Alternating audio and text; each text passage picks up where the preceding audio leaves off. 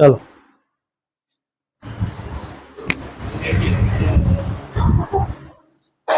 भारतीय राष्ट्रीय जो आंदोलन थे, भारतीय राष्ट्रीय आंदोलन, भारतीय राष्ट्रीय राष्ट्रीय आंदोलन इन 3 चरणों में हुआ था। ठीक है, एक चरण जो था वो 1857 में हुआ था, भारतीय राष्ट्रीय आंदोलन। ये आंदोलन के क्रांतिकारी बहुत सारे थे। आंदोलन में शामिल शामिल 1857 की क्रांति में तो बहुत जन शामिल था। अब उसमें शामिल जो था उसमें सबसे ज्यादा अगर भयंकर कोई था साबित हुआ था तो मंगल पांडे। ठीक है, और 1857 की क्रांति में सब लोग अपने अपने जगह पे तात्या टोप ये तात्या जो राजनीतिक दल से नाना साहब थे, ठीक है, लक्ष्मीबाई थी, ये लोग अलग अलग तरीके से राष्ट्रीय आंदोलन कर रहे थे। उसके बाद 1905 में बंगाल विभाजन के समय हुआ था। ठीक है, 1905 ना, और 1920 के बाद यानी 1915 के बाद 1915 ठीक है, तो ये 3 चरणों को आप लोग को पढ़ना है भारतीय राष्ट्रीय आंदोलन में। ठीक है, 1915 में पहली बार कौन आए थे? महात्मा गांधी, और उन्होंने खेड़ा सत्याग्रह, ठीक है, चंपारण सत्याग्रह, ऐसे करके बहुत सारे सत्याग्रह करके आंदोलनों को आगे बढ़ाया था। गांधी जी का कहना बस ये था कि हम लोग अहिंसा के दल पे, अहिंसा के चीजों पर हम लोग क्या करेंगे बातें करेंगे, अहिंसा से हम लोग देश को आजाद कराएंगे, ना कि हिंसा से। हिंसा नहीं करना है। तो इसके लिए 2 दल बन चुके थे यहाँ से एक नरम दल और एक गरम दल। गरम दल तो सक्रिय हो गए कब? 1905 के बाद। ठीक है, 1905 के बाद गरम दल एकदम सक्रिय हो गया। तो हम 1857 की क्रांति का राष्ट्रीय आंदोलन पढ़ा दिए थे। 1905 में हम लोग बंगाल विभाजन भी देख लिए थे। बंगाल विभाजन को कब रद्द कर दिया गया? 1911। 1911, ठीक है, लॉर्ड डफरिन, याद रहेगा, समझ आ गया? 1911। 1905 ईस्वी में बंगाल विभाजन चालू हुआ था। किसके समय काल में? Lord Curzon. लॉर्ड कर्जन के समय ही बहुत सारे रेलवे की भी शुरुआत की गई थी। जैसे रेलवे की लाइन सबसे ज्यादा अगर बिछाए गए थे तो इसी काल में बिछाया गया था, यानी कि उन्हीं के काल में, ठीक है, लॉर्ड कर्जन के काल में बिछाया गया था सबसे ज्यादा। पहला रेलवे कब चला था? 1853, 1853 में। और दूसरा रेलवे 1 साल के बाद 1854। कहां से कहां तक? पहला ट्रेन चला था बंबई से लेकर थाने तक।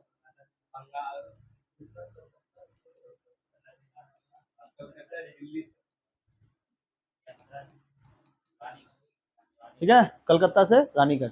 तो इस समय ना 838 938 किलोमीटर तक ही क्या बिछाया गया था, रेलवे लाइन बिछाए गए थे। ठीक है, वो भी मतलब कोयला से चलने वाले रेलवे इंजन थे। लेकिन इस समय तक आते आते डीजल लगभग आ चुका था। ठीक है, और कलकत्ता से रानीगंज डीजल और कोयला से भी दोनों से चलते थे। तो सेकेंड ट्रेन चला था कोलकाता से रानीगंज।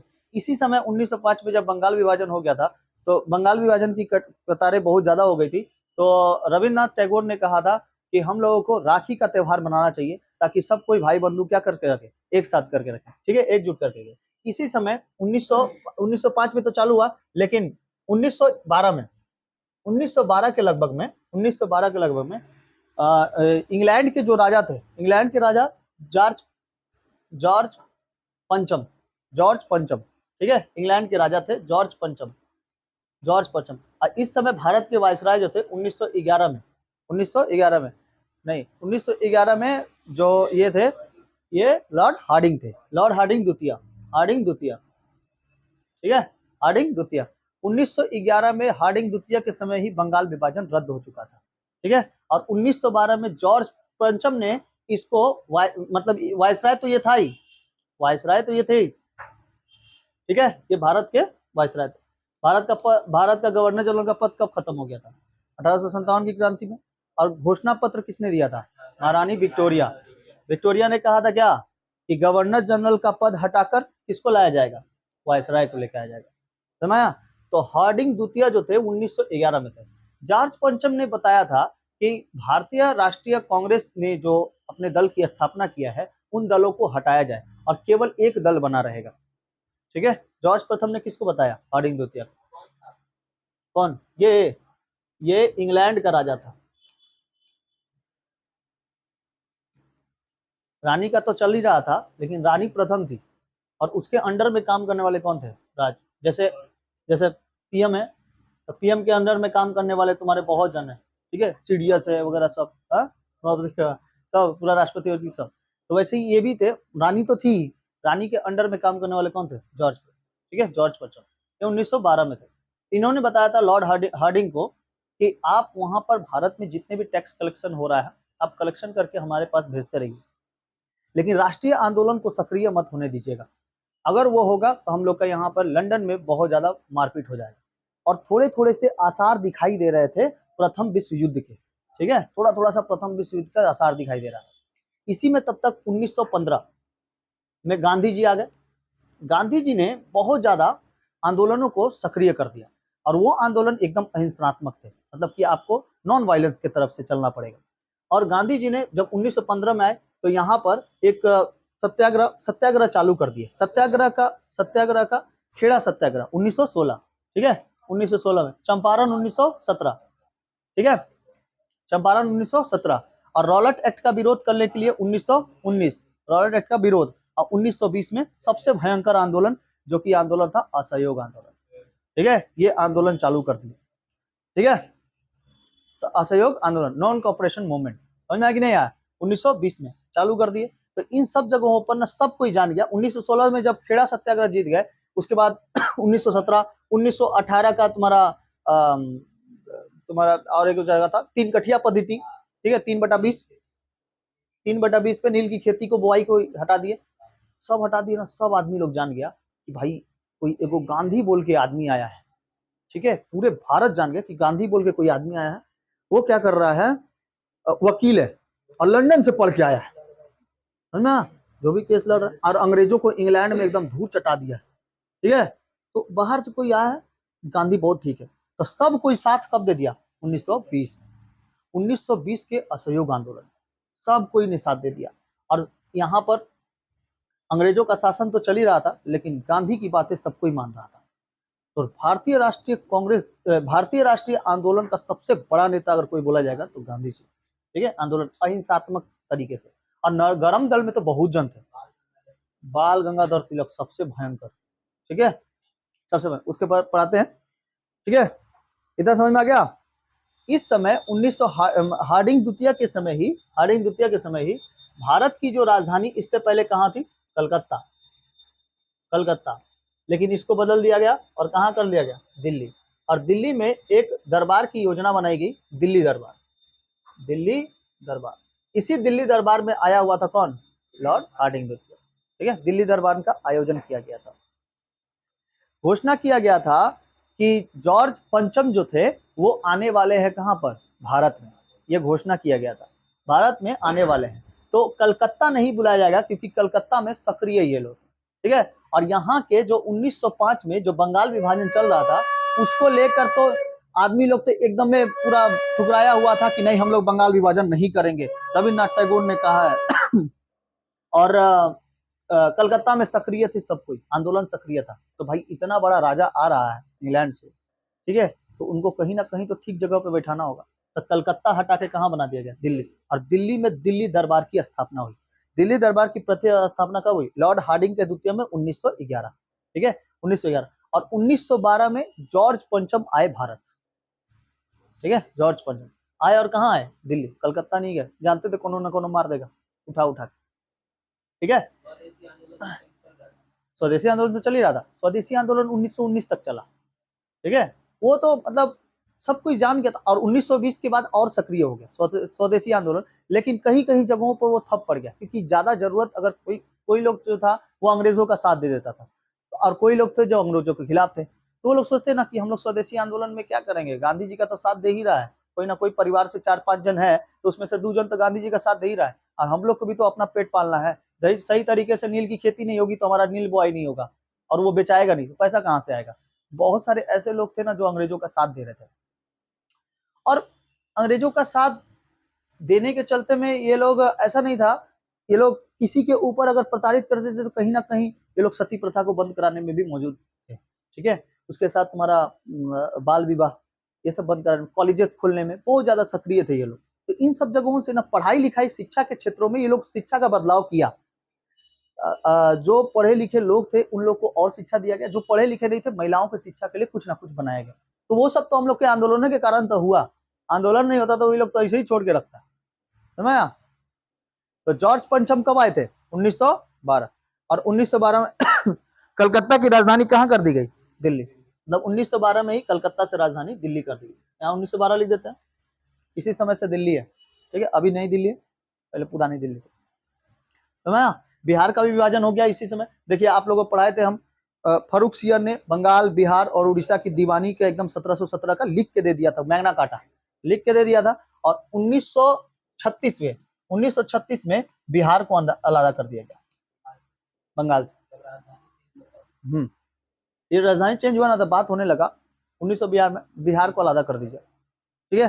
पहले तो बंगाल, बिहार और उड़ीसा सब तो तीनों एक ही साथ में था, ठीक है। तो उड़ीसा भी अलग कर दिया गया, फिर बिहार से झारखंड अलग कर दिया गया, झारखंड सन 2000 में, सन 2000 में कौन अलग कर दिया? झारखंड, ठीक है।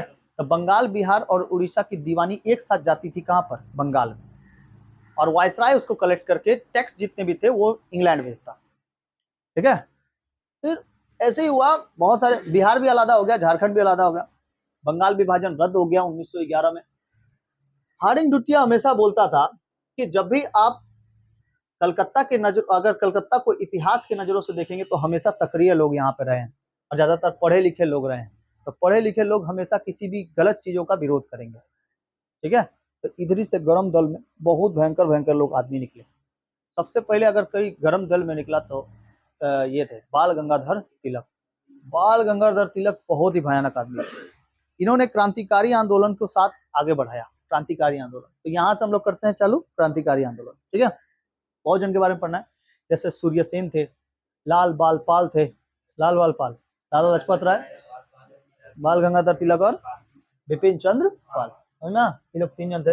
उसके बाद तुम्हारा अरविंद घोष थे, खुदीराम बोस थे, प्रफुल्ल चंद्र चाकी थे, बहुत जन थे, बहुत जन, सबके बारे में अलग अलग।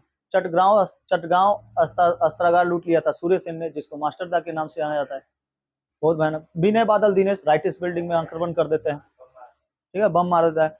किंग्स फोर्ट को मारने के चक्कर में, किंग्स फोर्ट, हाँ, ठीक है, दूसरे चंद्र को मार, प्रफुल्ल चंद्र चाकी, ठीक है। तो 1917 में क्या हुआ था? चंपारण, 1918 में खेड़ा और 1919 में खिलाफत आंदोलन, ठीक है। गांधी जी ने ये सक्रिय रूप से चलाया था। तो 1917 में चंपारण, ठीक है, 1918 में खेड़ा, किसानों से 3 गठिया पद्धति हटा दिए, और 1919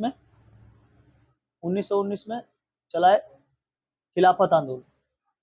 इस समय तो मतलब मुसलमान भी साथ दे रहे थे गांधी जी का, ठीक है। बाद में वो तो वकीलवा आ गया उसका, मोहम्मद अली जिन्ना, जिन्ना आके बताने लगा, हटाने लगा। 1920 में इनका सबसे सक्रिय आंदोलन असहयोग आंदोलन, असहयोग पूरा भारत में फैल गया था, पूरा भारत। 1914, देखो ध्यान से, 1914 में प्रथम विश्व युद्ध चालू, फर्स्ट वर्ल्ड वॉर, ठीक है। फर्स्ट वर्ल्ड वॉर 1914, और खत्म कब हुआ?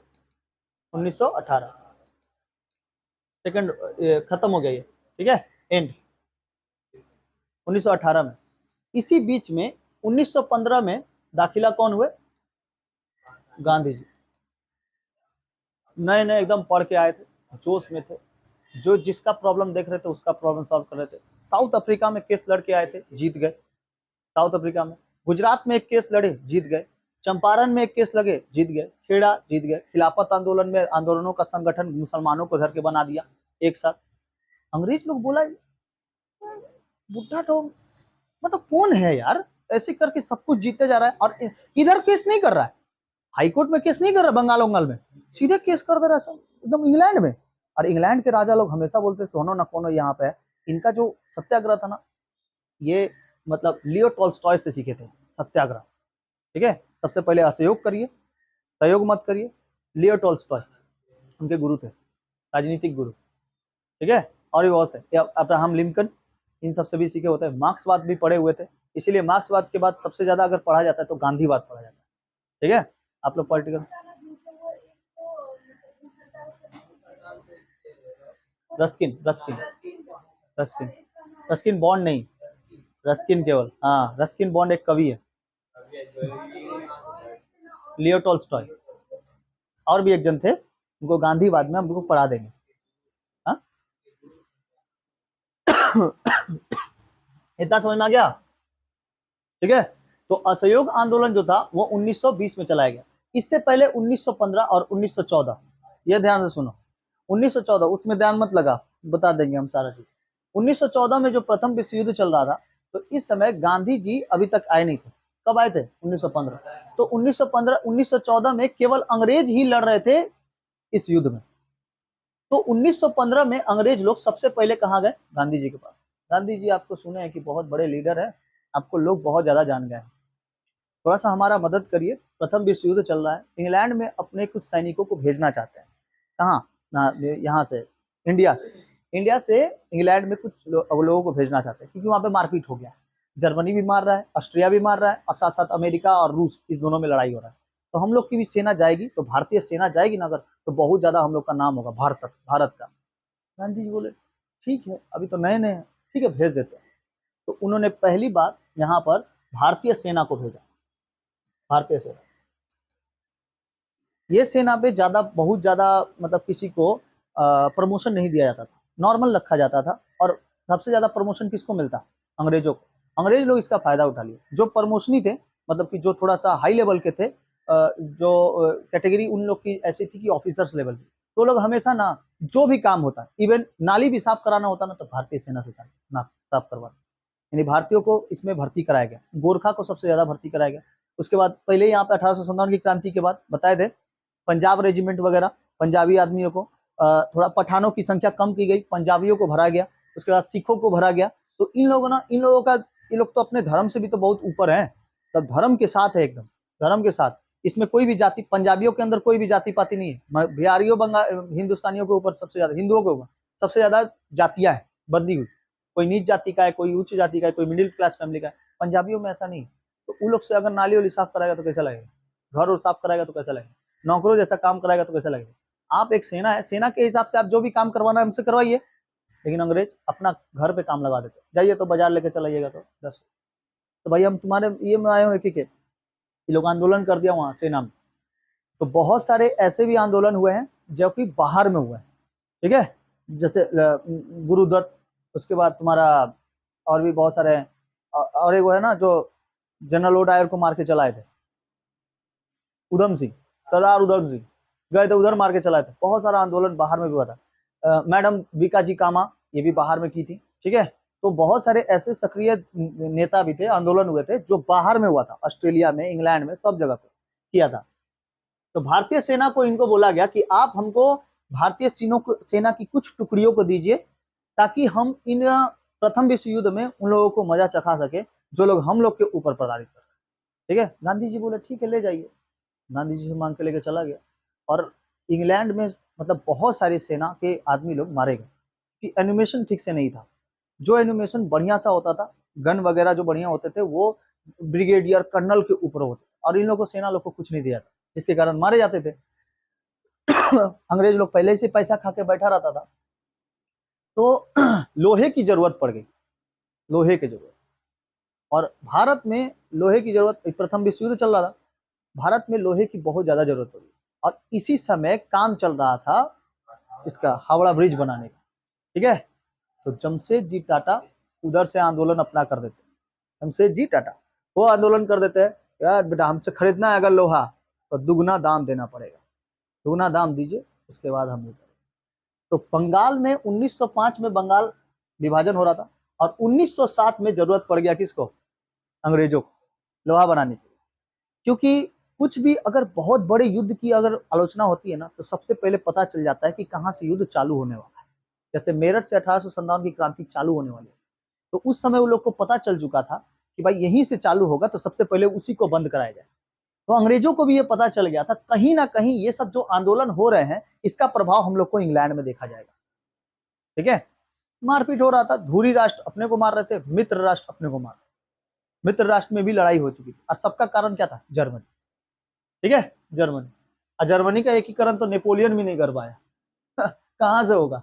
हिटलर आया तो 1939 में उसको तो एकदम में रख दिया, ठीक है। और उसके बाद यहाँ से पाकिस्तान लोग भी हम लोग के ऊपर चिल्लाने लगा कि हम लोग को अलादा देश, अलादा देश, अलादा देश करके 1939 के बाद से, ठीक है। तो 1907 में जमशेद जी टाटा ने टाटा एंड स्टील कंपनी का ये खोल दिया, टाटा एंड स्टील कंपनी, जिसका नाम था क्या था, टिस्को, टीसीएस। टीसीएस भी बहुत सारे, और उसके बाद देखना उसका बहुत सारा चीज है, बाहर में भी बेचाता है, जैसे यहाँ पे गाड़ी वगैरह यहाँ पर होता है ना, बाहर भी जाता है, गाड़ी भी है, फिर बहुत सारी चीजें। तनिष्क जेवर, जेवर तनिष्क का, वो भी उसी का है, टाटा एंड कंसल्टी का, ठीक है। तो ऐप बनाता है, फिर तुम्हारा सॉफ्टवेयर बनाता है, बहुत सारे टीसीएस में, ठीक है, टाटा एंड कंसल्टेंसी। तो भारतीय सेना को देने गया। भारतीय सेना चली तो गई, मरी भी, शहीद भी हुए बहुत सारे लोग, लेकिन आजादी नहीं मिली।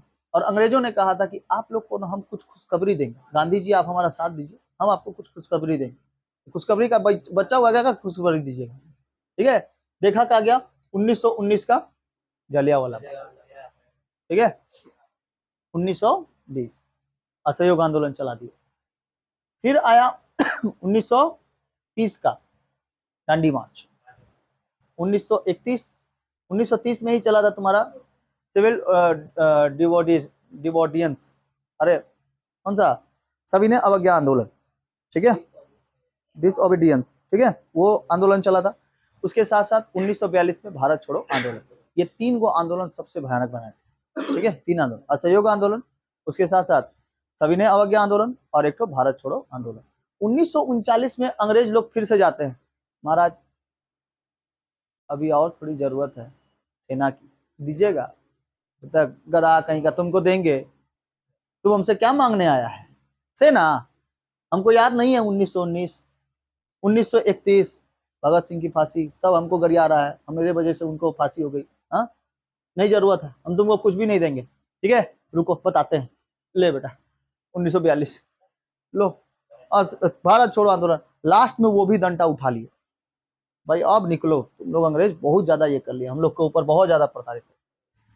तो हर एक जगह पे आंदोलन को सक्रिय करने वाले भी गांधी जी, और उसको थोड़ा सा दबा के रखने वाले भी गांधी जी, ठीक है। वो तो बाल गंगाधर तिलक, लाला लाजपत राय, ये सब नहीं रहते, भगत सिंह, तो हम लोग को देश को आजाद कराने में बहुत ज्यादा टाइम लग जाता, अगर वो लोग थे तभी आजाद हो पाया। गांधी जी का भी बहुत बड़ा रोल है, लेकिन हम लोग को उनको भी नहीं भूलना चाहिए, जिन्होंने इस देश को आजाद कराने के लिए अपना शरीर भी त्याग दिया, समझ में? तो सबसे पहला आंदोलन, क्रांतिकारी आंदोलन उमेश चंद्र बनर्जी ने किया था, क्रांतिकारी आंदोलन, ठीक है। उमेश चंद्र बनर्जी, हाँ उमेश चंद्र बनर्जी बहुत ही भयानक थे, कलकत्ता से आंदोलन चालू हुआ था, ठीक है, कलकत्ता में सबसे ज्यादा अंग्रेज सक्रिय थे, इस कारण यहीं से कलकत्ता से चालू हुआ था क्रांतिकारी आंदोलन। इसके बाद देखो बाल गंगाधर तिलक का आंदोलन, बाल गंगाधर तिलक बहुत ही भयंकर आंदोलन, बाल गंगाधर तिलक, ठीक है, बाल गंगाधर तिलक, बाल गंगाधर तिलक, इन्होंने गणपति महोत्सव 1943 में चालू किया था, और शिवाजी महोत्सव चालू किया था। कौन कौन सा, गणपति महोत्सव, गणपति महोत्सव 1993, और शिवाजी महोत्सव, शिवाजी महोत्सव, शिवाजी महोत्सव को चालू करने का बस यही था, और गणपति महोत्सव को, क्योंकि महाराष्ट्र में जो लोग थे, महाराष्ट्र यहाँ पे दोनों जन को पूजा जाता है, ठीक है, महाराष्ट्र गणपति के बाद ना अगर सबसे बड़े भगवान के नाम से जाना जाता है यही है, शिवाजी, ठीक है, बहुत भयानक। तो इन्होंने ना शिवाजी महोत्सव चालू कर दिया, सब कोई भाला वाला लिया के एकदम पूरा चालू कर देता, तलवार वलवार लिया के, अंग्रेजों वालों दिखा के कहा गया रे, जब भी ऐसे निकालते ना तो कौन ऐसे पीछे करता घुपा जाता, ओ घुपा गया तुम्हारा आंख में है कि नहीं, पूरा एकदम भाला वाला निकाल के खड़ा रहता हमेशा शिवाजी महोत्सव में, और सब कोई एकदम जोश में रहता। शिवाजी की जब मृत्यु हुई थी 1680 में, 1680 में, तो उसी समय से सक्रिय थे शिवाजी के हर एक पेशवा, और पेशवा के साथ साथ उसके जो प्रधानमंत्री थे सब कोई सक्रिय थे, तो उन लोगों की भी पूजा होती है, बालाजी विश्वनाथ, उन लोग की भी होते, उन लोग की पूरा तलवार वलवार निकाल कर ना सब भाजते उजते रहता, अंग्रेज देखता क्या हो रहा है यहाँ पर, कौन है इस सक्रिय का नेता, तो बाल गंगाधर तिलक। आ बेटा तुमको मार देंगे। गणपति महोत्सव में सब कोई ये लगा के, पूरा मार्क्स नहीं, वे अबीर अबीर लगा के ना एकदम अंदर जाता, और जहां जहां देखता अंग्रेज लोग है उसको तो पहले सबसे पहले मारता। आते हो तुम हमारे पूजा में, भागो यहाँ से, ठीक है, सब कोई हटाओ इधर से। बाल गंगाधर तिलक चला दिए 1900 ठीक है, और उसी में भयंकर नारा दे दिए, स्वराज मेरा जन्म सिद्ध अधिकार है, स्वराज मेरा जन्म सिद्ध अधिकार है, सिद्ध अधिकार है, स्वराज मेरा जन्म सिद्ध अधिकार है। किसने दिया था नारा? बाल गंगाधर तिलक, ठीक है। स्वराज कह दिए थे कि हम लोग को भारत एक क्या है, स्वराज है, और स्वराज को कोई नहीं छीन सकता हमारे से। हम लोग इंडिया में रहने वाले आदमी थे, हम लोग भारत में रहने वाले आदमी हैं, भारतवासी हैं। तुम अंग्रेज बाहर से आए हो, इंग्लैंड वासी, भागो यहाँ से। स्वराज हमारा जन्म सिद्ध अधिकार है किसने कहा था? ठीक है। इसके बाद एक इंडियन अर्नेट थे, इंडियन अर्नेट, इसको लिखा था, अपनी पुस्तक में लिखा है सिरोल, विलियम सिरोल, विलियम सिरोल।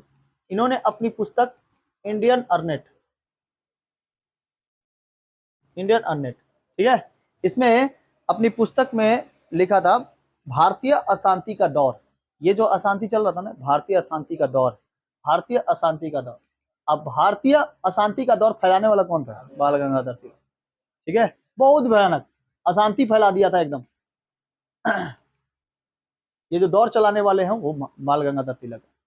तिलक तिलक जी को ना ये पसंद नहीं था कि कोई हमारे ऊपर, हमारे देश के ऊपर कोई भी आकर अधिकार कर ले, और जो अधिकार किया भी है तो आप लोग को यहाँ पर कंपनी खोलना था। आप कंपनी खोल दिए, पैसा कमा लिए, अब चलिए यहाँ से।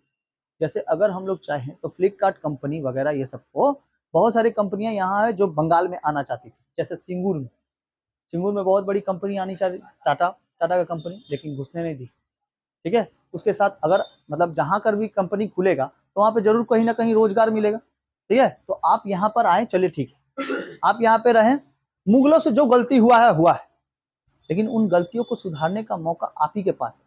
आप लोग का सरकार है, आप लोग कुछ भी करेंगे, लेकिन ऐसा नहीं ना कि कहीं कहीं ना कहीं कानून बना देंगे और उसके बाद सबको मारते रहेंगे, ठीक है। कानून उसमें से अंग्रेज लोग भी ऐसे सोचता था कि हम लोग तो राज करेंगे, यहाँ पर भारत में राज करने आए हैं, लेकिन वो लोग कंपनी खोलने आए थे, ब्रिटिश ईस्ट इंडिया कंपनी, वो लोग की तो कंपनी थी। तो वो कंपनियों को लेके वापस जाइए, हम लोग को जरूरत नहीं है। आप लोग के जितने भी सामान यहाँ पे लगाए हुए हैं उसका आधा से आधा पैसा आप लोग को दे दिया जाएगा, अब आप यहाँ से निकलिए, ठीक है। बाल गंगाधर तिलक का ये करना था। तिलक जी फिर इनका भी धीरे धीरे मतलब अचानक से मृत्यु हो गई, तो इनका भी जो आंदोलन था वो भी क्या हो गया, जो सक्रिय था वो भी खत्म हो गया, ठीक है। तो इनकी मृत्यु कब हुई? 1 अगस्त 1920, 1 अगस्त 1920 इनकी क्या हो गई? मृत्यु हो गई। ये जैसे नहीं होता है सब्जी में एक तेल झोंकने का काम, दाल में कैसे झोंका लगाया जाता है, नहीं होता है छौका, छौका, वही ये छौका लगा के चल गया, ठीक है, 1920 तक। उससे पहले तो आंदोलन सक्रिय थे, लेकिन उनको नेतृत्व करने वाला कोई नहीं होता था, ठीक है। सब कोई अपने बारे में खाली सोचता था। तो ये आए और नेतृत्व करने का तरीका बताए कि आप कैसे नेतृत्व करिएगा। सब कोई देख देख के इनको सीख रहा था। गांधी जी आए, बोले तिलक जी ने जो किया ठीक है, अहिंसात्मक नहीं होना चाहिए, आंदोलन अहिंसात्मक नहीं होना चाहिए। हम लोग आंदोलन से जीत सकते हैं। आप आंदोलन से किसी चीज का मतलब आंदोलन या क्रांति से बदलाव ला सकते हो, देश को आजाद नहीं करा सकते। ये किसका कहना था? सुभाष चंद्र बोस का, कि आप बदलाव ला सकते हो किसी भी आंदोलन, अहिंसात्मक आंदोलन से, लेकिन हिंसा तो आपको करनी पड़ेगी। एक घर के परिवार में भी भाई भाई में हिंसा हो जाती है, तो ये तो हम लोग का परिवार है ही नहीं, तो बाहर से आए हुए हैं और यहाँ आके सक्रिय हुए, ठीक है। वो जो बूढ़ों की गलती थी, जो पुराने जमाने की गलती थी, मुगलों की गलती थी, वो हम लोग गलती नहीं दोहराएंगे। और हम लोग का जो जो भी आंदोलन होगा वो बहुत ही ज्यादा सक्रिय होगा। ये दो तरीकों से चले। और गांधी जी को लास्ट में सुभाष चंद्र बोस बोलिए दिए कि देखिए हम लोग के रास्ते अलग है, लेकिन मंजिल एक है। जो भी चीजें हैं हम लोग के रास्ते अलग हो सकते हैं, मंजिल पूना पैक्ट हुआ था उनके साथ, ठीक है, पूना पैक्ट, ठीक है। नहीं, विलियम सिरोल जो थे ये लिखे हुए थे पुस्तक, ये एक इतिहासकार थे, ठीक है, हिस्ट्रियन। हाँ, इंडियन अर्नेट, ठीक है, ये पुस्तक लिखे थे जिसमें कहा था भारतीय अशांति का दौर, यही भारतीय अशांति का दौर कौन फैला था? बाल गंगाधर तिलक। ठीक है, उमेश चंद्र बनर्जी। इसके बाद पूना में तो क्या होने वाला था? अधिवेशन होने वाला था 1885 में, लेकिन हो गया बंबई में। पूना में फैला था प्लेग, पूना में प्लेग फैला हुआ था, प्लेग। और इस प्लेग के कारण ना बहुत जनों की मृत्यु हो रही थी। अंग्रेज लोग कुछ भी नहीं कर रहा था। अंग्रेज वालों को वहां पे एक था किंग्सफोर्ड, वहां का जो ये था प्लेग जो फैला हुआ था ना, सॉरी किंग्सफोर्ड नहीं, आयर्स आयर्स आयर्स। यहाँ पे पूना में जब प्लेग फैला हुआ था ना, तो वहां का एक मजिस्ट्रेट था, मजिस्ट्रेट का नाम था आयर्स, लॉर्ड आयर्स, है ना। जितने मजिस्ट्रेट होते थे ना, जो हाई लेवल के अधिकारी होते थे, उन लोगों को लॉर्ड लगाना ही पड़ता था। ठीक है, माई लॉर्ड, अधिकारी माई लॉर्ड, हाँ बोलते हैं ना माई लॉर्ड, थोड़ा अधिकारी बड़ा। तो आयर्स जो था वो मजिस्ट्रेट था। ठीक है, मजिस्ट्रेट ने क्या कर दिया, पूना में प्लेग फैला हुआ था, तो भाई प्लेग में क्या होता है, पूरा सड़ हो जाता है। जो प्लेग के वायरस होते हैं वो चूहों के ऊपर सबसे ज्यादा चल जाते हैं, चूहे सक्रिय हो जाते हैं। ठीक है, और भी लोग घड़बड़ाने लगता है कि कहाँ अब जाए, तो खाना वाना खाता, उसी खाना को खा लेते थे। बहुत सारे बीमारी ऐसे भी फैले हुए थे जो प्लेग बहुत ज्यादा। अभी देखो ना, प्लेग को अभी कोई कुछ नहीं समझता है, क्योंकि उसकी दवाइयां निकल गई है। जैसे कोरोना वायरस का हम लोग में था, अभी आज से 20 साल या 30 साल बाद जो हम लोग की न्यू जनरेशन आएगी, वो लोग क्या बोलेगा, कोरोना से मर गया। भाई उस समय में एक बार जाके तो देखो, हाँ इस समय में आके तो देखो तुम, वो आगे जाकर कोरोना से मर गया, दादाजी किससे मर गया, कोरोना से। कोरोना कैसा आदमी, ऐसे ई था, वायरस था, सब मर जा रहा था, समझा। तो ऐसे करके, जैसे हम लोग आज प्लेग को कुछ नहीं समझ रहे हैं, उस समय प्लेग को सबसे ज्यादा भयंकर समझे थे गांधी जी। जहां जहां प्लेग फैल रहा था ना पूना में, वो गए थे वहां पे साफ करने के लिए, घावों को साफ करते थे वो। अब प्लेग में ना मानसून सड़ जाता है, जैसे कुत्ता कैसे सड़ के गिर जाता है, वैसे ही प्लेग में होता था। आयरसवा क्या कर दिया, टैक्स लगा दिया, 2 गुना लगान देना पड़ेगा, चाहे भारतीय हो चाहे कुछ भी हो, जमींदारों को अपना जमींदारी देना पड़ेगा, टैक्स देना पड़ेगा, नहीं तो पूना में किसी का भी सरकार बनने नहीं देंगे, और कोई लोग भी यहाँ पे आंदोलन नहीं कर सकता। चैलेंज कर दिया इसको। ठीक है, आयर्स ने चैलेंज कर दिया, तो वहां पे एक मंडली बनी। ठीक है, चापेकर बंधु की मंडली बनी, चापेकर व्यायाम मंडली। ठीक है, व्यायाम मंडली किसने बनाया, चापेकर बंधु, चापेकर बंधु का नाम था, चापेकर बंधु। तो चापेकर बंधु ने क्या बनाया, व्यायाम बंधु। वहां पे ना पूना उना में बहुत ज्यादा लोग व्यायाम वाम करते हैं, देखना एकदम बढ़िया से। पूना कहाँ पर है, महाराष्ट्र, महाराष्ट्र में। ठीक है, पूना अंगूर अंगूर बहुत भयानक मिलता है वहाँ, संतरा। तो व्यायाम मंडली चापेकर बंधु ने स्टार्ट किया, और पकड़ के आयर्स को भर लिया अपने अभी कब्जे में। ले बेटा, बहुत ज्यादा टैक्स लगाता है, हाँ इधर उधर मार, तो चापेकर बंधु ने आयर्स को मार दिया, आयर्स उसको एकदम कब्जा कर लिया, एकदम समझ में आया? चापेकर बंधु चाप के मार दिया, चापेकर बंधु चाप को किसको मार दिया, आयर्स को। आयर्स आ करके चिल्लाते रहे, ऐसे करके याद रखेंगे। ठीक है, आ करके कौन मारेंगे, चाप के, चापेकर बंधु मार दिया। ठीक है, व्यायाम मंडली किसने चालू किया था, चापेकर। और पूना के मजिस्ट्रेट कौन थे, आयर्स। ठीक है, प्लेग फैला हुआ था कहां पर, पूना में, कोई दिक्कत है? तो व्यायाम मंडली को चापेकर बंधु ने स्टार्ट किया था। 1885 से ही सक्रिय था ना, 1857 की क्रांति, प्लेग सब जब पहला अधिवेशन होने वाला था 1885 का, तो पूना में इसी समय प्लेग फैला होता, उसी समय से ये फेमस थे चापेकर बंधु। मेरे नोट्स में सारा कुछ एकदम लाइन बाय लाइन, जैसे 1857 की क्रांति का अभी हम लोग क्या पढ़ा रहे, 18 देखो ये 1943 का, 93 का ना, तो लगभग 1957 तक, 1957 से लेकर 1905 तक प्रथम चरण था, तो ये प्रथम चरण का बता रहे हैं। ठीक है, हमको बेसिकली ये वाला पहले लिखना था, वो वाला। ठीक है, नोट्स में सारे कुछ एकदम लाइन बाय लाइन दिए हो, आज नोट्स छोड़ देंगे। हाँ? ये हाँ हाँ 1905 के बाद है। ठीक है, आप लोग को आंदोलन याद रखना, अब 3 चरण कब कब होंगे, सारा नोट्स में दिया हुआ, इतना समझ में आ गया। फिर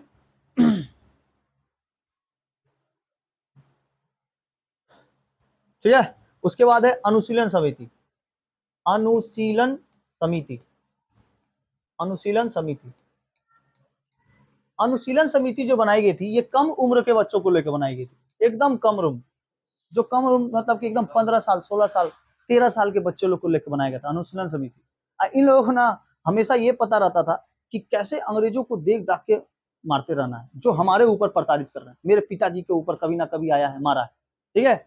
और इस कम उम्र के बच्चों को लेकर बनाया गया था। इसमें सबसे भयंकर थे खुदीराम बोस, खुदीराम बोस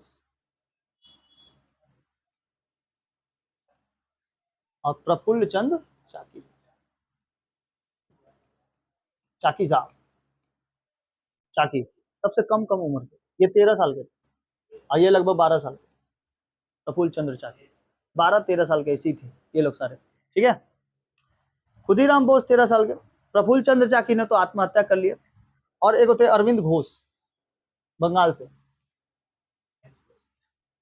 अरविंद घोष, 3 जन का नाम याद रहेगा। ये लोग किसके समिति के थे? अनुशीलन समिति के। अनुशीलन समिति जो था, इन्होंने मुजफ्फरपुर में एक जज था, मुजफ्फरपुर, ठीक है, मुजफ्फरपुर,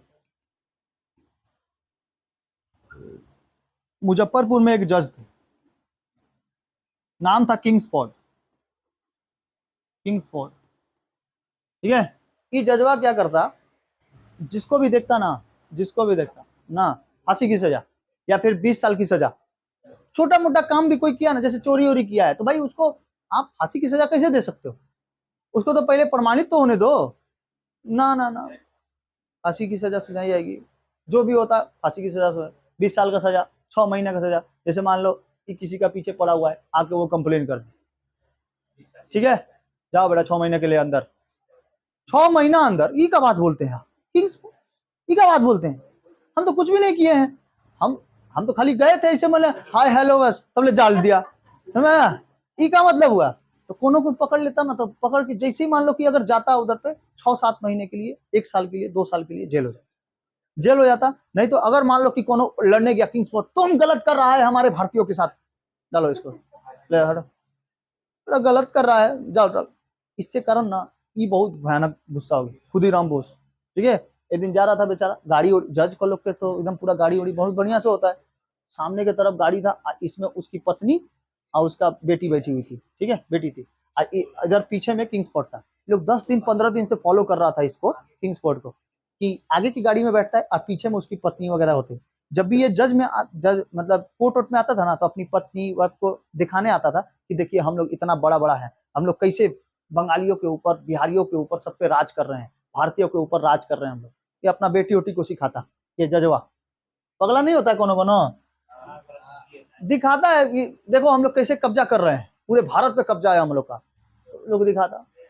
अगले दिन क्या हो गया बेचारा, जिस दिन अब मारने ही वाला था, तब तक ही सामने की तरफ बैठ गया ये उसकी पत्नी, और उसके पीछे कौन बैठा, किंग्सफोर्ड, मारा बम निकाल, ले लिया लिया, ले दो प्रफुल्ल चल, लेकर आओ, ले आओ, निकाला बम, मार दिया घींच के, गाछ पर बैठा हुआ सीधे किस पे, गाड़ी में, गाड़ी में गया, उड़ गया। पीछे से उतर के देख रहा है, धुआं धुआं हो रहा है, किसका गाड़ी में लगा है, देखो तो, जा, पत्नी उड़ गई, पत्नी उड़ गई। प्रफुल्ल चंद्र चाकी बोला, अरे महाराज आप किसको मार दिए, हाँ, ऐसा तो नहीं नहीं करना चाहिए था। अब देखा, हाँ दूसरे दिन, ये किसको मार दिया आप? बोला, जाओ, बहुत बड़ा गलती हो गया यार, हाँ, हम किसको मार दिए, छोड़ हटाओ कोई बात नहीं। प्रफुल्ल चंद्र चाकी जो थे, इन्होंने आत्महत्या कर लिया अपना, बोले कि अब हम लोग तो बचेंगे नहीं, अंग्रेजों से अच्छा से बचना है, कि उन लोग से मरना है, मरना है तो उससे अच्छा है कि हम आत्महत्या कर ले। और खुदीराम बोस को फांसी दे दी। तो सबसे कम उम्र में फांसी चढ़ने वाले खुदीराम बोस, सबसे कम उम्र में, किंग्सफोर्ड को मारने के चक्कर में चले गए, ठीक है। 13 साल की उम्र में, 13 साल की उम्र में दे दिया गया, ठीक है, 13 साल की उम्र में। देखो तो खुदीराम बोस को 8 साल का, 8 क्लास का, खुदीराम बोस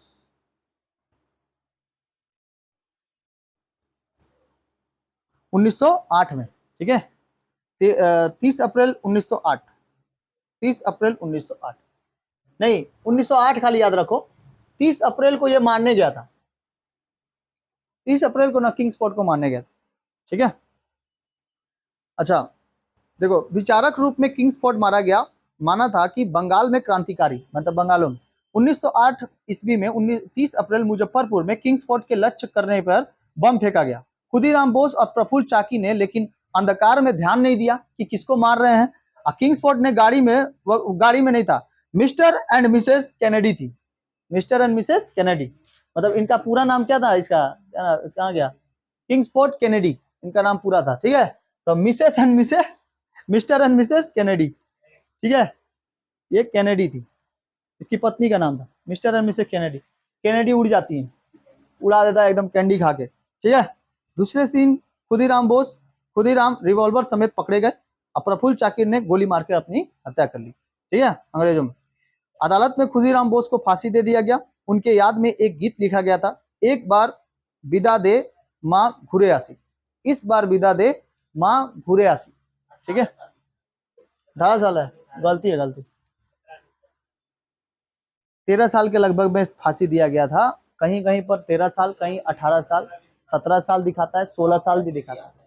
ठीक है देखो, 13 देगा तो 17 नहीं देगा, और 17 देगा तो 13 नहीं देगा, दोनों नहीं देगा। 8 इयर्स एक्सपीरियंस। ठीक है, ऑप्शन सी पे रहता है, ऑप्शन सी 17 नंबर। 17 साल देता है, 13 साल देता है। ठीक है, 8 साल एक्सपीरियंस। ये सब ज्यादातर जो ये सब प्रभावित होते हैं ना, जो सक्रिय होते हैं या फिर आंदोलनों से जो क्वेश्चन आता है, वो दो ही को ऑप्शन में देगा, एक बी और सी। ठीक है,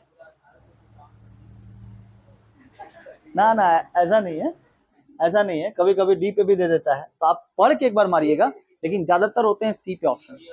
ठीक है, ए पे बहुत कम रहता है। तो मिस्टर एंड मिसेस कैनेडी को मार देता है। इसी बीच में उन्होंने कहा था कि माँ इस बार मुझको विद्या दे, फिर से घूर आएंगे, मतलब फिर से घूर के आएंगे। उन्होंने कहा था, माँ ए बार विदाई दाओ, आ बार घूरे आसी, अपनी माँ को बोले थे जब इनको फांसी चढ़ाया गया था। जैसे इनकलाब जिंदाबाद का नारा कौन लगा रहे थे, भगत सिंह, वैसे ही ना ये जब बोले थे कि माँ इस बार हमको विदा दीजिए, अगले बार फिर से घूर के आएंगे। ठीक है, खुदीराम बोस बहुत भयानक आदमी, बाप रे बाप, खुदीराम बोस दिखाई दे रहा है।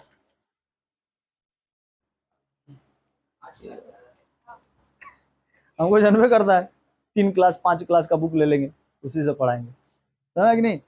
नोट्स हम इसी से बनाते हैं, मेरे नोट्स यही है, आप इसी से पढ़ लीजिए, बहुत भयानक। ठीक है,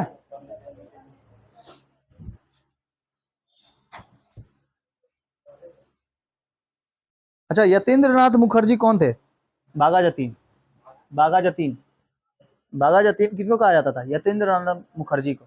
यह 1911 में बंगाल विभाजन को रद्द कराने में किसी एक जगह पे कलकत्ता में सक्रिय थे। ठीक है, तो इन्होंने क्या कहा था, एक बार विदाई दे माँ, मैं लौट कर आता हूँ, एक बार विदाई दो, मतलब इस बार विदाई दे दो, मैं लौट कर जरूर आऊंगा, खुदीराम बोस ने कहा था। उन्होंने ये गीत गाते गाते गया था, गीत गाते गाते, मेरा रंग दे बसंती चोला माए रंग, ये कौन गाता है, भगत सिंह। ठीक है, ऐसे गाने उसमें से फांसी के समय, वैसे ये फांसी के समय गाते हैं, एक बार विदाई दो माँ, हाँ मैं फिर से लौटूंगा। ठीक है, ये सब किसी किसी यूपीएससी बुक्स में भी नहीं लिखे होंगे ऐसे, इस बार विदाई दो माँ मैं फिर से लौटूंगा। ये क्वेश्चन पूछा होता है, कहीं कहीं पे पूछ देता है, जैसे हाई लेवल के पीसीएस के एग्जाम लेवल देने आओगे ना, ऐसा पूछ देगा कि ये मतलब ये बातें किसने लिखी है।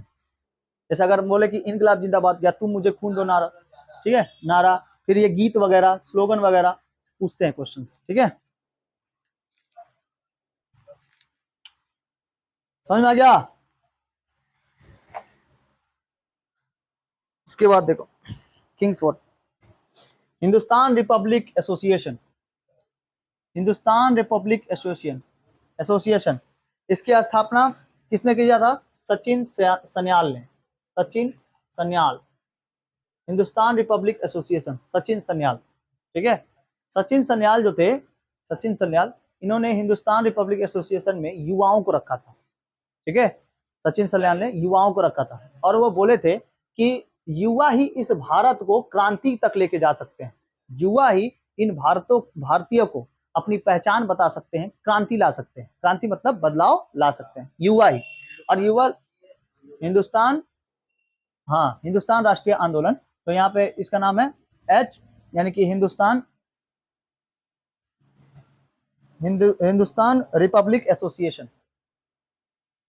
Hindustan Republic association, Hindustan Republic association किसने चालू किया था? सचिन सिन्हा। और इसमें किसको रखा गया था? युवाओं को रखा गया था। फिर इसके बाद Hindustan socialist republic association, Hindustan socialist republic association, Hindustan socialist republic association. ठीक है, अच्छा आ रहा है।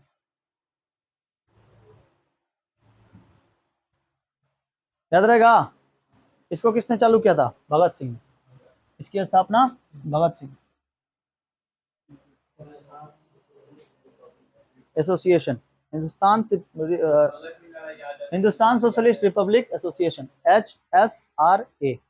ठीक है, इसमें भी युवाओं को रखा गया था, लेकिन सबसे भयंकर युवा जो थे तो चंद्रशेखर आजाद, ये हमेशा छुप छुप के रहते थे, जहां अंग्रेज को दिखाई देते उधरे पर मारते थे। ठीक है, अल्फ्रेड पार्क में, इलाहाबाद के अल्फ्रेड पार्क में जब इनको मारने जा रहा था अंग्रेज लोग, तो ये अपने 5 गो 6 गो, एक रिवॉल्वर में 6 गोली होती है, उस समय की रिवॉल्वर में 6 गोलियां होती थी, तो 6 गोली 5 गो गोली उड़ा दिए, एक गोली बच गया था। बोला अंग्रेज का बुलेट हम लोग को नहीं छू सकता, मेरे को तो नहीं छू सकता बेसिकली। ठीक है, गए बरगद के पेड़ के पीछे ही थे, वहां पे गोली मार ली, वो बैठे हुए थे उधर, आंख खुली हुई थी, आंख खुली थी। तो अंग्रेज लोग ना उसको जाके इसे देखते हैं, मरा है कि नहीं मरा है। हाँ, बहुत देर बाद 10-15 मिनट बाद, एकदम 1-1.5 घंटे बाद देखा था एकदम पूरा कि अभी तक जिंदा है कि नहीं जिंदा है। ठीक है, पहले आंख तो खोले हुए था, पहले ही देख के डर जाता, अरे बाप रे, अभी तो जिंदा है, फिर पीछे चलो, फिर सामने आता, देखे थे कुछ नहीं करता है, तब उसके बाद रिवॉल्वर पहले हटाता है, पहले रिवॉल्वर क्या पता फिर से होके मार दे, है ना, सबसे पहले हटा दी। भगत सिंह जो थे ये सक्रिय हो गए थे, कहाँ से? लाहौर से। कहाँ पर? लाहौर। और लाहौर में एक एक जगह, लाहौर में आया हुआ था साइमन कमीशन, क्योंकि उस समय जो कमीशन की हेडक्वार्टर होते थे, जैसे लाहौर कमीशन, ये सब लाहौर में बहुत ज्यादा बनते थे, कमीशन वगैरह या फिर कानून वगैरह लाहौर में बहुत ज्यादा बनते थे। तो उधर ही आया था साइमन कमीशन। साइमन कमीशन, ये क्या था साइमन कमीशन? पता है किसी को साइमन कमीशन क्या था? साइमन कमीशन क्या था? साइमन कमीशन, हाँ, नहीं पढ़े? भारत बहिष्कार तो करेगा ही।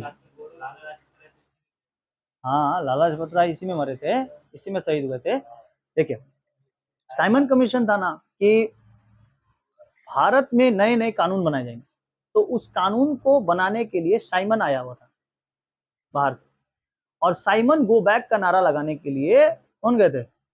लाला लाजपत राय। लाला लाजपत राय लाहौर के सबसे तेज सक्रिय नेता थे, लाहौर के। ठीक है, क्या नाम था उनका? शेरे पंजाब। ठीक है, पूरा पंजाब से थे, पंजाब लाहौर में पड़ता ना। हाँ, बोलो, लाला लाजपत राय। तो लाला लाजपत राय कहाँ पे गए थे? वहां साइमन कमीशन का गो बैक, क्या लगाया था नारा? Go back Simon, Simon go back, ऐसे करके खूब नारा लगाते थे।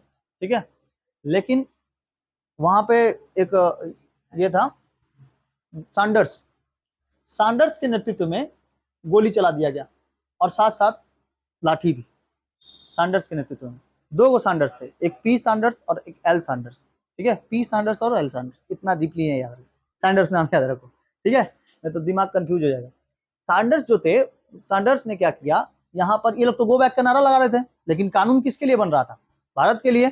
तो कानून बनाने के लिए ना, आप भारतीयों को भी तो कुछ जनों को रखिए, 1-2 जनों को, भारतीयों को भी, बहुत सारा पढ़े लिखे आदमी थे, आपने भारतीयों को रखा ही नहीं। ठीक है, और ऊपर से आप आ रहे हैं कानून बना रहे हैं। 7 गो ये थे, मजिस्ट्रेट थे, 7 गो, जो कि इन कानूनों को बनाते थे, भारत के कानूनों को, और वो कानून हमेशा उल्टा पुल्टा होता। ठीक है, आपको टैक्स देना पड़ेगा, दुगना टैक्स देना पड़ेगा, कुछ भी हो जाए आपको टैक्स देना पड़ेगा, हर चीज में, बात में टैक्स आता था, क्योंकि इंग्लैंड को पैसा भेजना होता था। तो यहाँ पे ये लोग साइमन गो बैक का नारा लगाने गए थे लाहौर में, और इसी के पीछे मतलब लाला लाजपत राय, लाला लाजपत राय, लाजपत राय, इनको ना अपना गुरु मानते थे भगत सिंह, अपना गुरु मानते थे इनको, राजनीतिक गुरु, ठीक है, भगत सिंह मांगते थे। बताओ एक गुरु, एक शिष्य के सामने उसके गुरु को मानना कितना ये होगा, ठीक है। साइमन कमीशन को, उसमें सैंडर्स को देखा गया कि सैंडर्स में बड़ा बोल रहा है कि मारो इन लोग को, यहाँ पर आया हुआ है, यहाँ पर ये कर रहा है हम लोग को, ठीक है, मारो इन लोग। तो सैंडर्स का तो उसके बाद तो बचे नहीं है, सैंडर्स को मार दिया एकदम। गाड़ी जा रहा था 1928 में, 1928 में गाड़ी जा रहा था, मारे एकदम उठा के कि 1928 में ये किए थे, हिंदुस्तान रिपब्लिक एसोसिएशन का, सोशलिस्ट रिपब्लिक एसोसिएशन का स्थापना किए थे 1928 में, और 1928 में ही मारे एकदम, सैंडर्स का गोली मार के हत्या कर दी उन्होंने, ठीक है। रात को गोली मार रहे थे, मारने जाना था एल सैंडर्स को, मार दिए पी सैंडर्स। तो बोले कि एल सैंडर्स चाहे पी सैंडर्स, सैंडर्स से न मना है, हटाओ मार दिया, ठीक किए, ठीक है। भगत सिंह, राजगुरु, सुखदेव, ठीक है, बटुकेश्वर दत्त, ठीक है। उसके बाद असेंबली में, असेंबली था वहां पे, लाहौर असेंबली, वहां पे जाके बम फेंके थे। लाला लाजपत राय मरे ना, तो इनके ये बोले, इनके माथे पे चोट लग गया था, तो खून बहने लगा, कुछ 4-5 दिन बाद ये भी चले गए।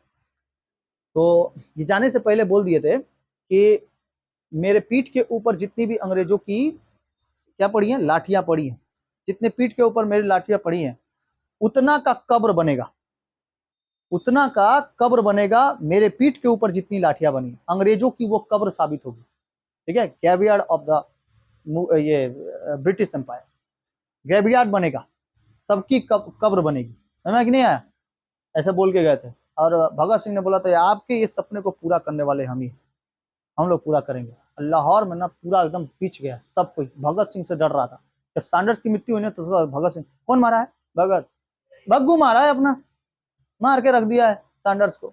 अब क्या हुआ था, तो मतलब चाय के नुक्कड़ पे बात नहीं होती है एकदम, किस क्या हुआ था, क्या क्या हो गया था, लाला लाजपत राय को मारा था सैंडर्स हुआ। और हम कहीं सुने हैं सर कि एल सैंडर्स को मारने गया था, मार के पी सैंडर्स को, ऐसा नहीं करना चाहिए था। तो क्या हुआ, तो उन्होंने बोलता क्या हुआ था, जो भी है सैंडर्स को मारा है, ठीक है। फिर 2 साल के लगभग में, उसके बाद तो कोई इनकी आवाज को सुना नहीं। 2 साल बाद 1930 यहाँ भारत में डांडी मार्च चल रहा है, और वहां लाहौर में चल रहा था इनका बम ब्लास्ट, ठीक है। तो बम ब्लास्ट करने के लिए वहां पे एकदम पूरा ये हो गए वो ऐसे बम, चंद्रशेखर आजाद बोलते हैं उनको, ये भगत सिंह को, भगत सिंह बोलते हैं कि हम लोग अपनी आवाजों को रखने के लिए असेंबली में बम फोड़ेंगे। आजाद बोलते हैं हाँ हाँ एकदम जरूरी, एकदम बहुत बढ़िया, भयंकर किए हो, ठीक है, मारो मारो एकदम पूरा मारो, अंग्रेज खत्म, यहाँ लाहौर से पूरा बात खत्म, ठीक है। बोलता नहीं नहीं नहीं ऐसा नहीं, अग्रेसिव मत होइए महाराज ना ज्यादा, ठीक है, हम लोग केवल आवाज करने वाले बम होंगे, ठीक है, इन लोगों को ऐसे सुनाई नहीं देता है, और धुआं वाला बम होगा, इन लोग को ऐसे सुनाई नहीं देता है, हम लोग कैसे मारेंगे, जहां पे लोग कम होंगे, ठीक है, उस जगह मारेंगे, ठीक है, उनसे किसी को भी ये नहीं। चंद्रशेखर आजाद बोलते हैं पहले मैं बोलता हमको, का हम सोच लिए तब तक, हाँ पहले बोलना चाहिए था, हाँ, का सोच के एकदम रख ली था, हम भी सोचे थे जाएंगे एकदम पूरा भयंकर, हाँ हाँ प्लान, इधर से, हाँ इधर से चलो उधर से चलो, एकदम जंगल में घुस के मारेंगे, गोलीला युद्ध चलेंगे, तो 1928 में तो सैंडर्स तो मारे गए, लेकिन 1930 में गए असेंबली में बम फोड़े, बम फोड़ने के बाद अपने यहाँ पे गिरफ्तार। बटुकेश्वर दत्त को निकाले, बोले बम निकाल तो देखिए मारे बाहर बटुकेश्वर दत्त नहीं मारा, ठीक है, अंदर गए।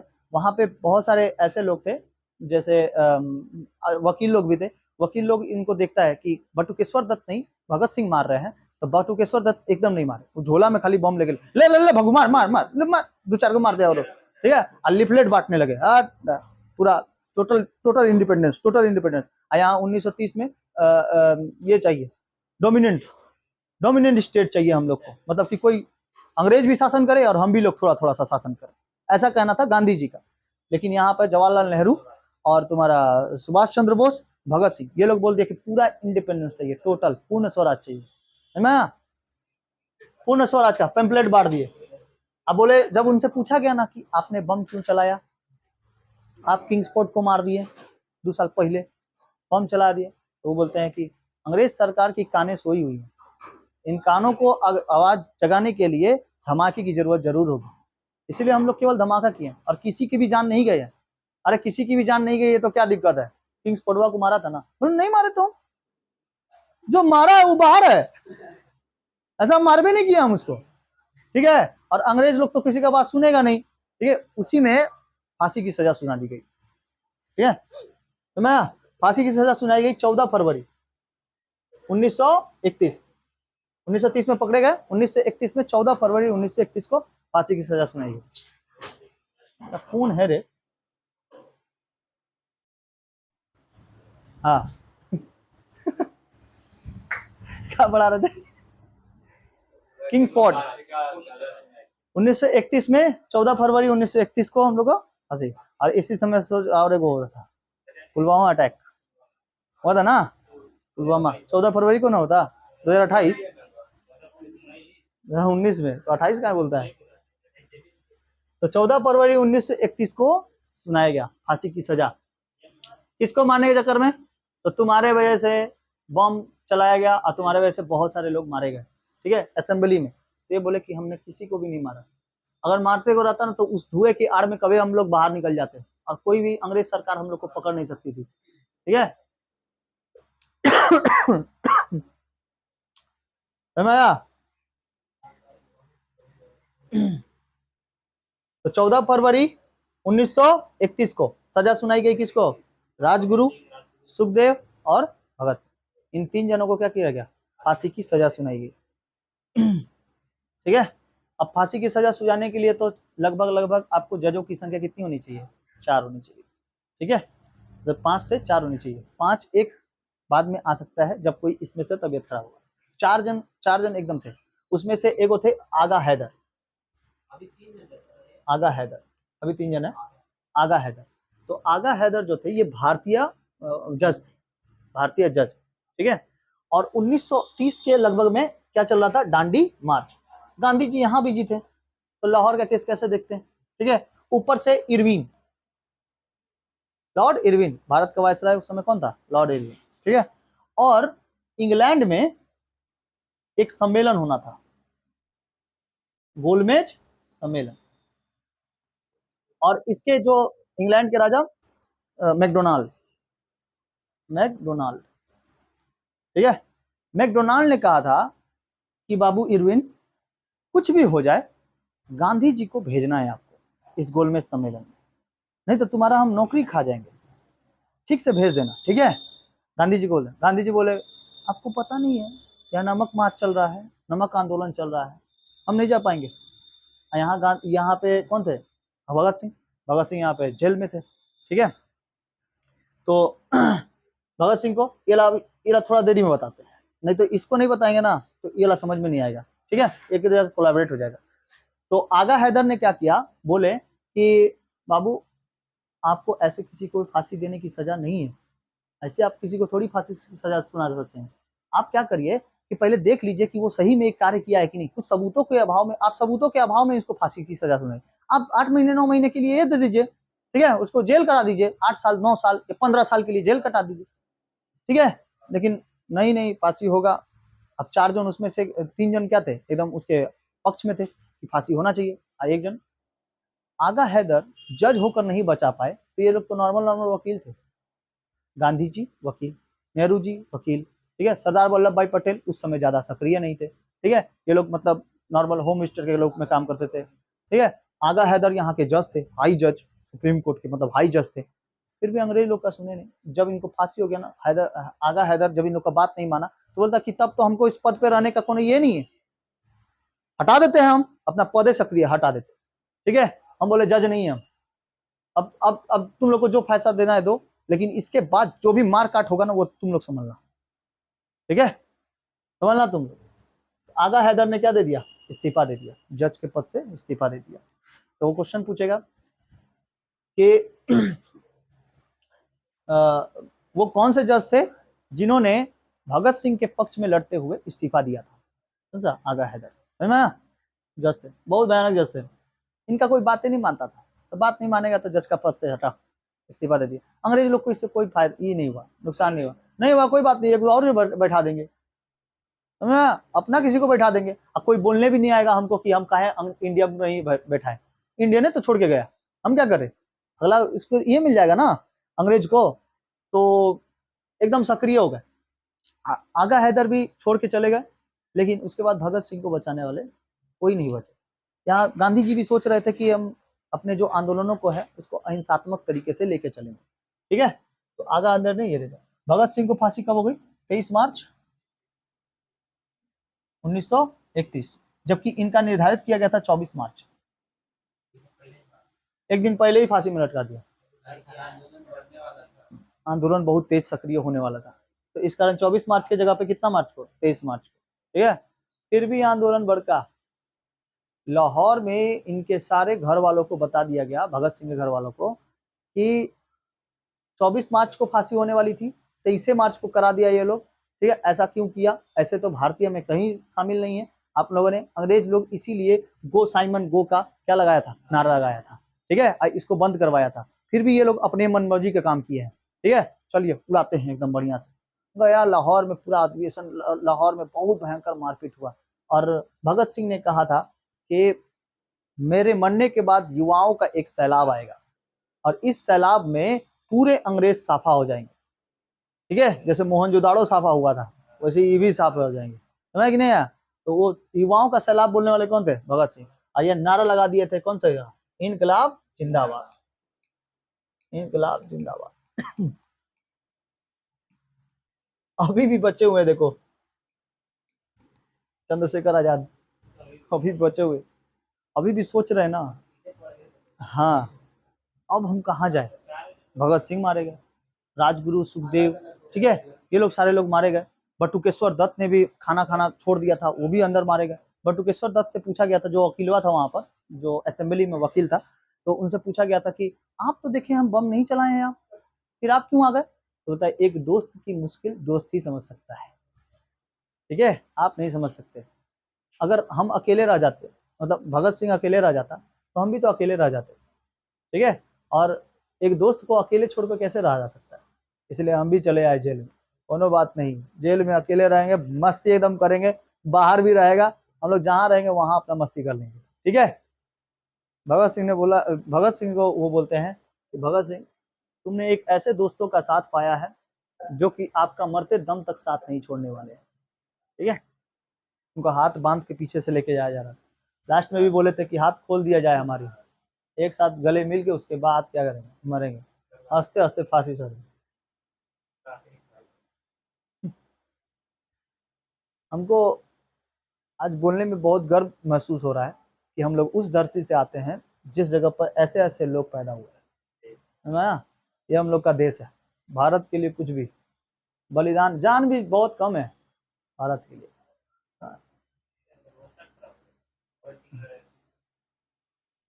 तो बंद करना, ऊपर का बंद करना, ऊपर का बंद करना। नहीं नहीं, देखो, हाँ, गांधी जी गलती भी नहीं थी, गांधी जी का सोच भी बहुत अच्छा था, ठीक है।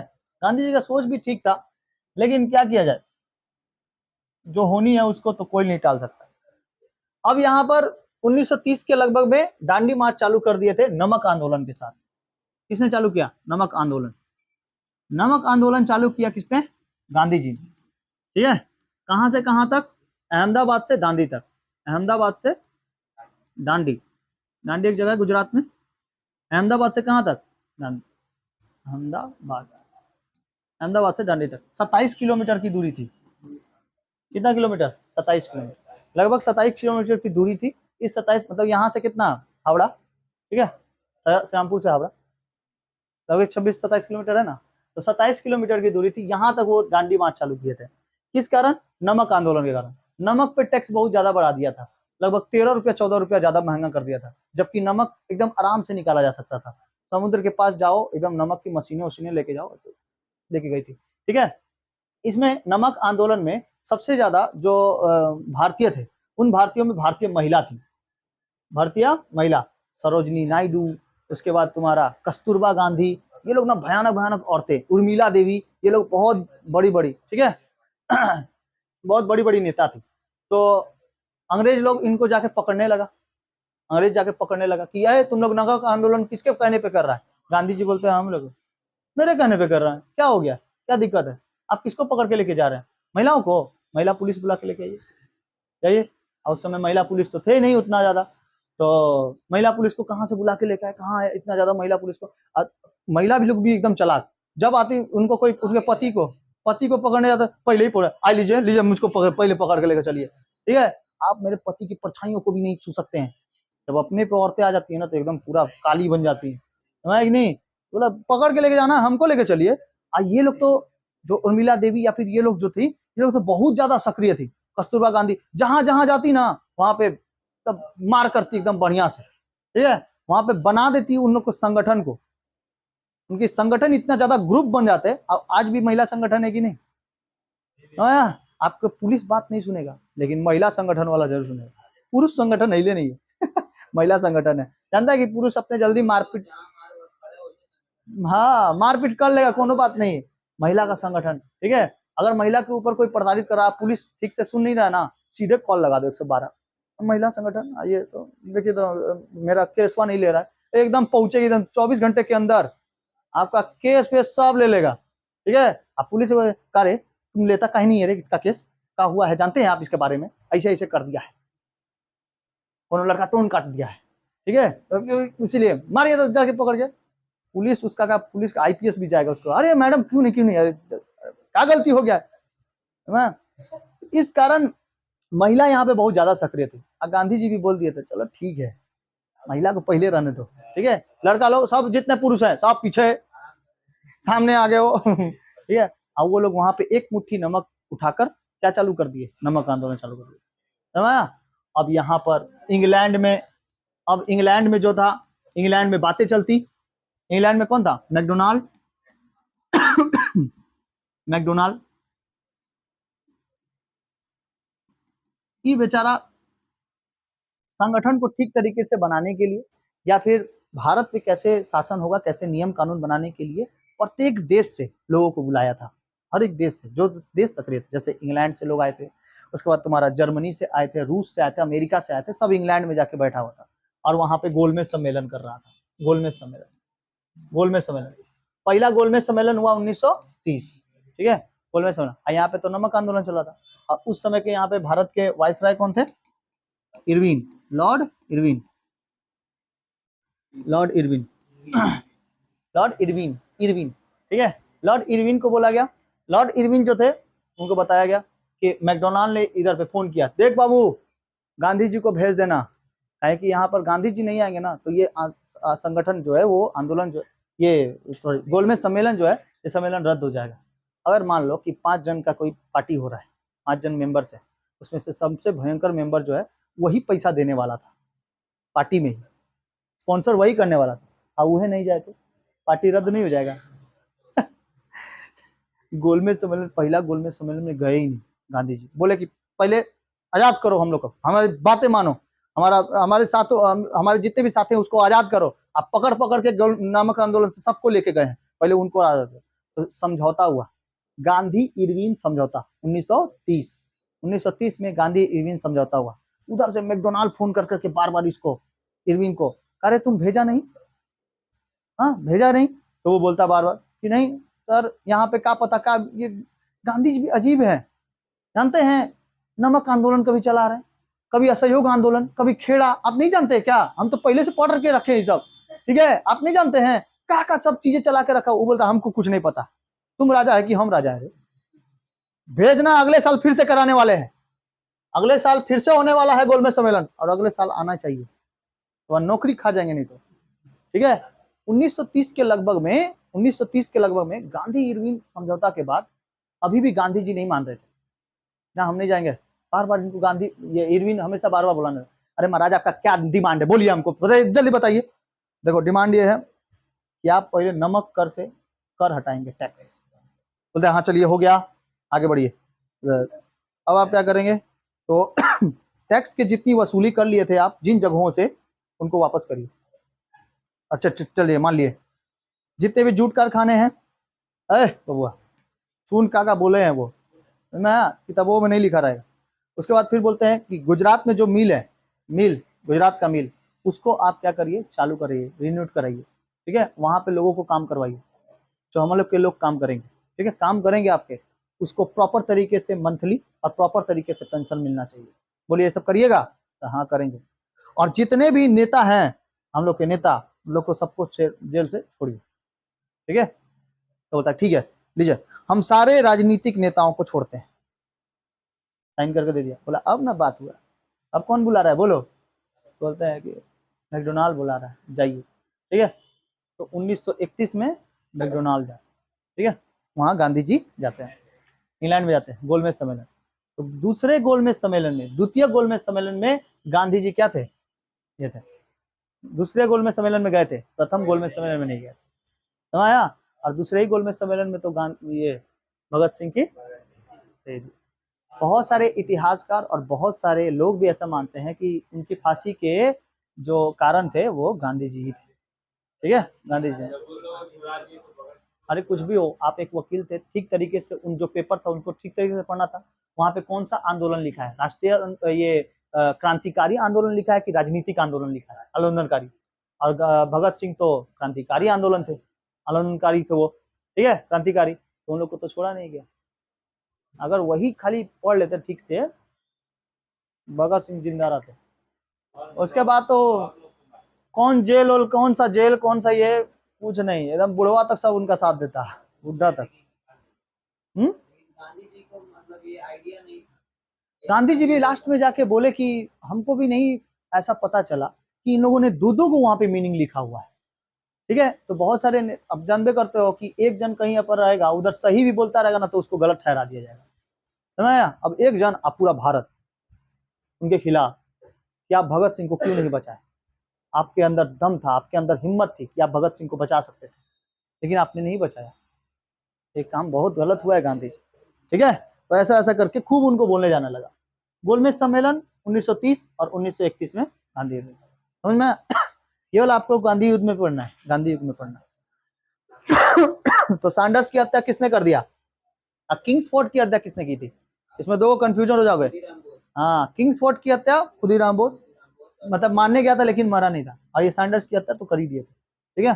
पहले हम लोग जब पढ़ते थे ना तो हम लोग को यही दो कंफ्यूजन होता था, कौन मारा, सैंडर्स मारा, किंग्सफोर्ड मारा, किंग्सफोर्ड किंग्सफोर्ड किंग्सफोर्ड, ठीक है। हाँ, किंग्सफोर्ड, किंग्स, क क क ख, ख भी तो के से चालू होता है, के एच से, और किंग्सफोर्ड भी के से।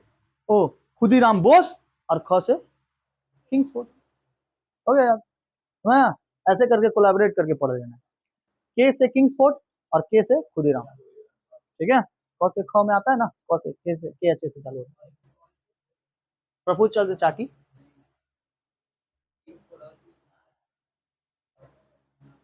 किंग्सफोर्ड अरविंद घोष,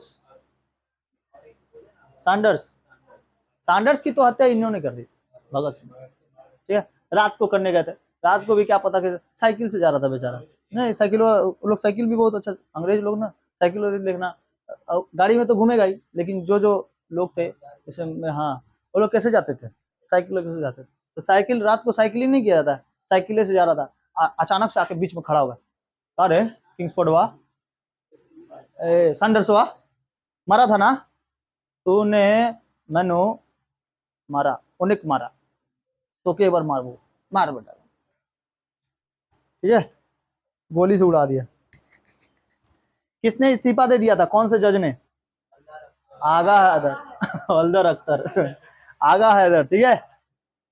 दांडी मार्च कब हुआ था, कहां से कहां तक, अहमदाबाद से दांडी तक, कितना किलोमीटर की यात्रा, लगभग 27 किलोमीटर की यात्रा। कब चलाया गया था, 1900, असहयोग आंदोलन कब चलाया गया था, 1920। सविनय अवज्ञा आंदोलन, सविनय अवज्ञा आंदोलन 1930 में, असहयोग आंदोलन 1920, रॉलेट एक्ट कब आया था, साइमन कमीशन कब आया था, 1928, साइमन कमीशन 1928, ठीक है। और उसी 28 का विरोध करने के लिए, साइमन कमीशन का विरोध करने के लिए लाला लाजपत राय और भगत सिंह, ठीक है। बाल गंगाधर तिलक तो 1920 में मर गए। साइमन कमीशन का बात कर रहे हैं, साइमन कमीशन का, भगत सिंह, ठीक है। भगत सिंह, राजगुरु, सुखदेव, इन लोगों को क्या हुआ था, फांसी। और कौन भूख से मर गए थे, बटुकेश्वर दत्त, ठीक है। खाना वाना नहीं खा रहे थे, भूख के कारण, भूख के कारण उनकी मृत्यु हो गई थी। लखनऊ, इसमें पढ़ना है गांधी युग में, इसमें आंदोलन में लेके आएंगे, टोटली पूरा चल जाएगा। ठीक है, इतना समझ में आ गया। गोलमेज कब हुआ था? 1930। क्या गांधी जी गए थे? 1931 में कहाँ गए थे? गए थे कहाँ? इंग्लैंड। ठीक है, द्वितीय गोलमेज सम्मेलन में। उस समय कौन था राजा? मैकडोनाल्ड। और भारत का वायसराय कौन था? Lord Irwin. ठीक है, लॉर्ड इरविन था। 14 फरवरी को क्या दिया गया था? 14 फरवरी को डेट निकाला गया था कि इसी दिन क्या होगी? फांसी होगी। सजा सुनाई दे दी गई थी, लेकिन फांसी कब हुआ? 23 मार्च 1900। इसीलिए उस दिन हम लोग क्या मनाते हैं? शहीद दिवस। अभी कुछ दिन पहले जन्मदिन था ना भगत सिंह, 28 तारीख को, 28 सितंबर। ठीक है। HRA क्या है? HRA, HRA क्या है? किसने चालू किया था? सचिन सन्याल। ठीक है, और HSRA भगत सिंह। इसी में उन्होंने नारा दिया था किसका? इनकलाब जिंदाबाद। ठीक है, मेरे पीठ के ऊपर जितनी भी लाठी पड़ी है वो हाँ, लाला लाजपत राय। ठीक है, ए बार विदा दे माँ खुदीराम बोस। कितने साल की उम्र में? 13 साल। कहीं लिखा रहेगा 17, तो आप 17 मार्क। ठीक है, पूना में क्या फैला हुआ था? प्लेग। मजिस्ट्रेट कौन थे? आयर्स। आयर्स जो थे। इसमें व्यायाम मंडली कौन बनाया था? चापेकर बनते। चाप के मार देता किसको? आयर्स। अनुशीलन समिति में कौन कौन शामिल थे? खुदीराम बोस, प्रफुल्ल चंद्र चाकी, अरविंद घोष। अरविंद घोष भी बंगाल से सक्रिय थे। ठीक है, बंगाल में बहुत ज्यादा मारे। इसके बाद आप लोग को पढ़ना है लाल बाल पाल, उसके साथ विनय बादल दिनेश और चटगांव। ठीक है, उसके बाद फिर हम लोग ऐसे और एक और क्लास है आंदोलन क्रांति का, उसके बाद फिर पढ़ जाएंगे हम लोग गांधी। ठीक है, चलिए, जय हिंद, जय भारत।